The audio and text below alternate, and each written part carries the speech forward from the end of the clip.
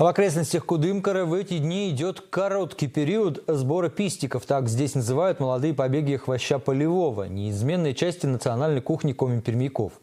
Милена Вавилина узнала, как должен выглядеть пригодный для употребления пистик и что из него можно приготовить. И не зелененькие, это наоборот, розовенькие, как поросятки. Как истинная коми-пермячка Рима Калинина из Кудымкара в сборе пистиков знает толк, охотно делится и секретами их приготовления. Пригодны для еды лишь молодые побеги хвоща полевого длиной до 8 сантиметров. Вот они такие хрупкие, хрустящие.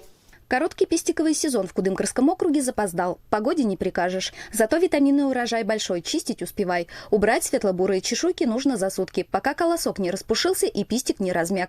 Пистика нога обязательно надо вот с этой штучкой, тогда пирожки сочней. Головы и ножки по сочности уравновешивают друг друга. Для превосходного, похожего на мясо, вкуса своих фирменных беляшей хозяйка обязательно слегка рубит мытые пистики в корыте. Через мясорубку я считаю, что это в щилос превращается. А горчинку из хвоща гонят 2 минуты бланшировки в подсоленной воде. Пистики тушат минут 5 со сливочным маслом и парой яиц. Пока стынет фарш, пара пресного теста, помягче пельменного с возможностью заморозки. Твердый сыр придает массе эластичность и смак. Соду на кефир, соль по вкусу и муку. Яйцо сюда не идет.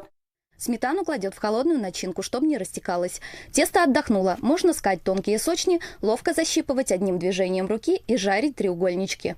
Они на сковородку 6 штук влезают. Это коэффициент полезного действия. Меньше жир пригорает.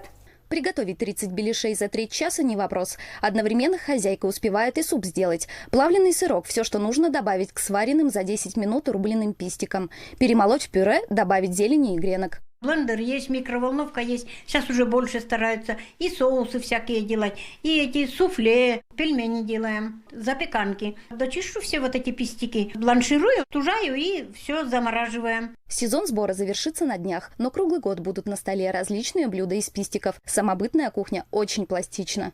Сохраняя кулинарные традиции предков, коми-пермяки легко и со вкусом преображают национальные рецепты. Это так просто, что стоит самим попробовать. Милена Вавилина, Денис Дульцев, Вести, Пермь.